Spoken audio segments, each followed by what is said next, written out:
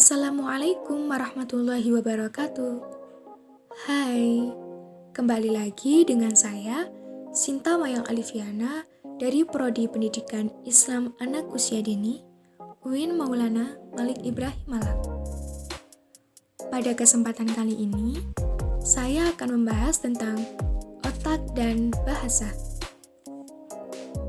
Bahasa juga sebagai alat verbal yang digunakan untuk berkomunikasi.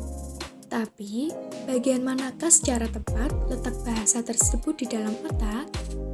Nah, kita akan membahas tentang hubungan bahasa dengan otak. Untuk mengetahui bagaimanakah hubungan bahasa dengan otak melalui sudut pandang neurolinguistik, maka terlebih dahulu, mari kita bahas apa itu bahasa.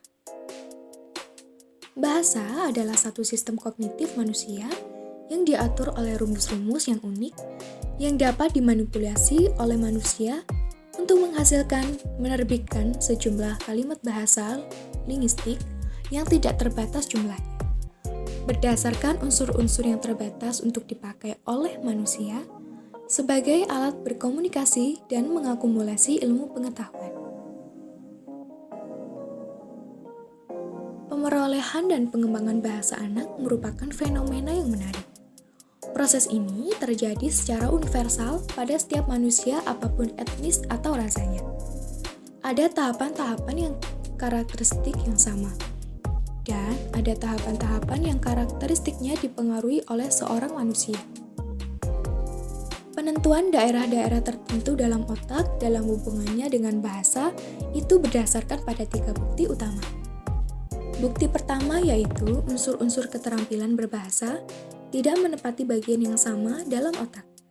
Keterampilan bahasa yaitu berbicara, menyimak, membaca, dan menulis, dan struktur linguistik.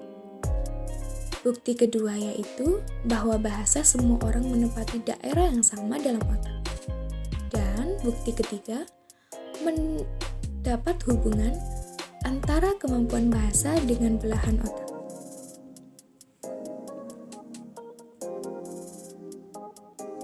Otak manusia itu terberat 1.300 sampai 1.400 gram, tapi mengandung kira-kira 100 miliar neuron atau sel syaraf. Secara garis besar, sistem otak manusia dapat dibagi 3. Yang pertama, otak besar. Otak besar terdiri atas belahan kiri dan belahan kanan. Belahan kiri mengatur tubuh bagian kanan, sebaliknya, belahan kanan mengatur tubuh bagian kiri. Otak besar terdiri atas lapisan luar atau korteks dan lapisan dalam atau medula.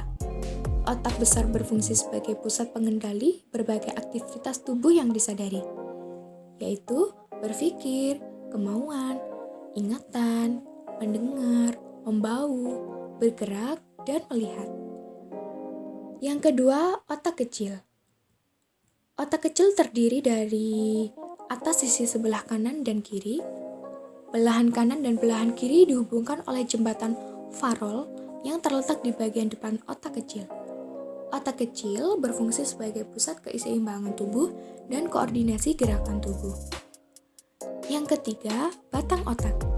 Batang otak berfungsi sebagai stasiun pemancar yang menghubungkan otak besar ke saraf tulang belakang, serta mengirim dan menerima pesan antara berbagai bagian tubuh dan otak. Bagian otak yang paling penting dalam kegiatan berbahasa adalah otak besar. Bagian pada otak besar yang terlibat langsung dalam pemrosesan bahasa adalah korteks cerebral. Area Broca mengajukan 3 rumusan mengenai hubungan otak dan bahasa. Rumusan Broca telah dikaitkan oleh Wernicke kepada bagian-bagian otak di hemisfer kiri. Broca menilik kemampuan berbahasa pasien-pasien yang menderita hemiplegia sisi kanan dan badan dengan cara mengatopsi otak. Afasia juga berhubungan dengan keretakan otak yang spesifik dan juga menunjukkan bahwa keretakan-keretakan ini terjadi di hemisfer kiri otak untuk memproduksi bahasa. Medan Broca terletak di depan daerah korteks di hemisfer kiri. Medan Broca mengandung rumus-rumus yang dapat mengubah atau mengkode bahasa yang didengar ke dalam bentuk artikulasi. Maksudnya untuk diucapkan. Area Wernicke menemukan bahasa Medan Broca, dan Medan Wernicke dihubungkan oleh sebuah lajur syaraf yang besar yang disebut busur fasciculus. Dengan penemuan Wernicke melahirkan sebuah model bahasa, yaitu pemrosesan bahasa terjadi di beberapa bagian otak dan membuat prediksi yang benar bahwa kerusakan pada fasciculus busur membuat pasien tidak dapat mengulangi ujaran-ujaran yang didengarkannya. Medan Wernicke terletak dekat presentasi korteks pendengaran di belahan otak kiri. Kerusakan pada Medan Wernicke juga akan mengakibatkan kekacauan pada produksi bahasa tulisan. Cukup sekian penjelasan tentang bahasa dan otak. Semoga bermanfaat.